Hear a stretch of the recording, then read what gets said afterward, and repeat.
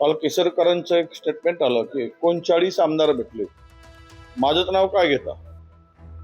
याचा अर्थ तिकडे खराच्या या काळ्या कृत्याला पांघरून घालणारे किंवा त्यांना साथ देणारे, त्यांची पूजा करणारे, त्यांच्यावर श्रद्धा ठेवून देव मानणारे, बंधुगिरीला चालना देणारे, बंधुगिरीला प्रोत्साहन देणारे, अंधश्रद्धेचे पायमल्ली तुडवणारे हे 39 जे कोणी आमदार आहे किंवा मोठे उच्च पदस्थ आहे, त्यांच्यावर जादूटोणा प्रतिबंधक कायद्याअंतर्गत गुन्हे दाखल झाले पाहिजे.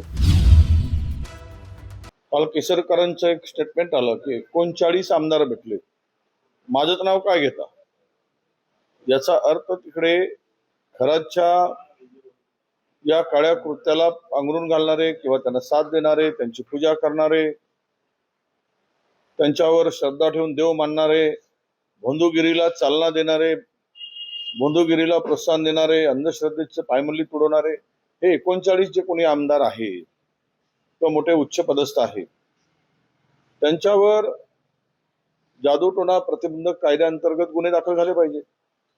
कारण यांनी कायदे बनवणारे कायदे मंडळातील लोकांनी जर कायद्याच्या विरुद्ध काम केलं असेल किंवा कायद्याच्या विरुद्ध वागत असतील तर तो गुन्ह्यास पात्र आहे. आणि त्यामुळे या सर्वावर त्यातले जे जे सहभागी आहेत त्यांची नावं केसरकरांनी उघड केली पाहिजे. 39 जणांची यादी पब्लिश केली पाहिजेत केसरकरांनी, आणि त्या सर्वावर प्रतिबंधक म्हणजे जादूटोणा प्रतिबंधक कायद्याअंतर्गत, अंधश्रद्धा प्रतिबंधक कायद्याअंतर्गत त्यांच्यावर गुन्हे दाखल झाले पाहिजे. आता ही खराची वरात कुठपर्यंत जाते हे येणारा काळ सांगेल.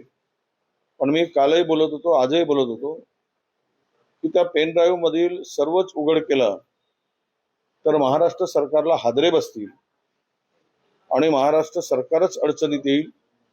असे महाभाग या खराच्या काळ्या कृत्यामध्ये सहभागी आहेत आणि ते उघड झालं तर मात्र मोठा महाराष्ट्रामध्ये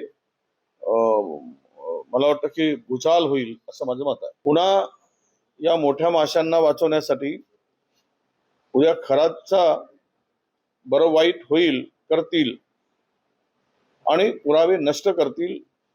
त्यामुळे कायद्याने खरातला शिक्षा दिली पाहिजे आणि खराच्या या बंधुगिरीमध्ये सहभागी असणाऱ्या सर्वांचं पितळ उघडं झालं पाहिजे. त्यामुळे कायद्याच्या चौकटीत राहून खरातला शिक्षा व्हावी, परंतु पुरावेच नष्ट करण्यासाठी उद्या खराचंच ज्या एफएसटीचं झालं, 30 सेकंदामध्ये लाईट गेली आणि त्याचा मृतदेह आढळून आला, तर आपल्या महाराष्ट्रातील आणि भारतातील हा एक दुसरा एफएसटीनच आहे. एकूण जे प्रकरण उघडकीस येत आहे, तर त्या एफएसटीचं जसं झालं तसं या एफएसटीचं होऊ नये म्हणून सरकारने त्या संदर्भात काळजी घेतली पाहिजे.